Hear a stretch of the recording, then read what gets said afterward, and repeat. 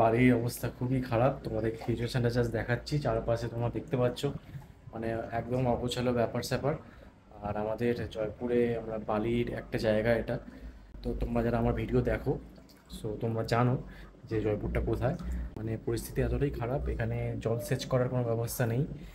Even কোনো drain কিছু একদমই নেই। এখানে পাম্প করে জল বার করা হয়। সো এখানকার যেসব মানিগুণী লোকজন আছেন তারা চেষ্টা করছেন জল বের করার। সো আমরা প্রায় টাইম অ্যাবাউট 1 উইক থেকে 2 উইক অলমোস্ট ওভার হয়ে গেছে, জল এখনও ঘর থেকে নামেনি, ঘরে জল ঢুকে গেছে। সো সেই কারণে পরিস্থিতি খুবই খারাপ। তোমাদেরকে আমি জাস্ট দেখাচ্ছি, জল ফল ভরে একাকার অবস্থা তোমরা দেখতে পাচ্ছ। ঘরের ভেতর জল, ঠিক আছে, ওকে।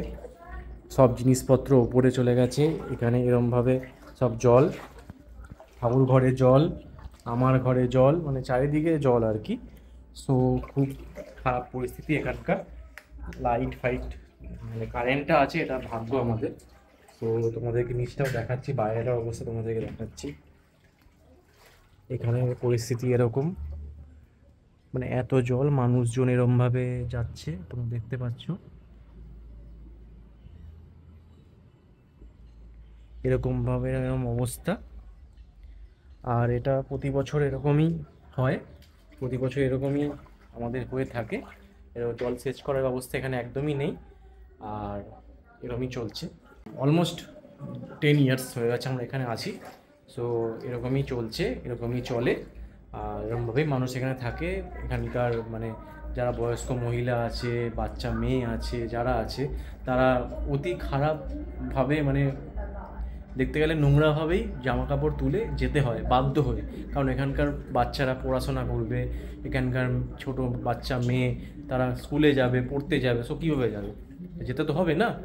অনেকে টিউব দিয়ে নৌকা বানিয়েছে, তোমাদের সেইগুলো এখন দেখতে পাচ্ছি না যে, অবশ্য তোমাদের দেখতে পেলে দেখাতে আমি ঠিকই। এখানে টিউব দিয়ে নৌকা করে যাওয়া হয়। এখানকার খুবই খারাপ পরিস্থিতি তোমরা দেখতে পাচ্ছ, যেই কারণে আমি ভিডিও দিতে পারছি না। এর জন্য আমি খুবই, আমার নিজেরও খারাপ লাগছে, পরিস্থিতি এতটাই খারাপ হয়ে রয়েছে। এভাবেই কাজে বাজে যেতে হচ্ছে, সব কিছু এভাবেই হ্যান্ডেল করতে হচ্ছে।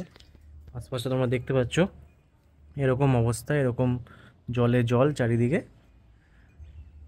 পুরো জল ভর্তি, দেখতে পাচ্ছ চারিদিকে জল, পুরো সব রাস্তায় জল, সবার বাড়িতে জল।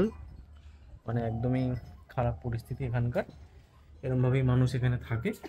ছোটো থেকে দেখে আসছি মানুষ এভাবেই এখানে থাকছে, চলছে, ফিরছে। বাট এখানকার যারা মানিমুনি লোকজন আছেন তারা কোনো ব্যবস্থা নেয় না এই জলটাকে যাতে ভাড় করা হয় তাড়াতাড়ি, সেই ব্যবস্থা কিছুই নেয় না।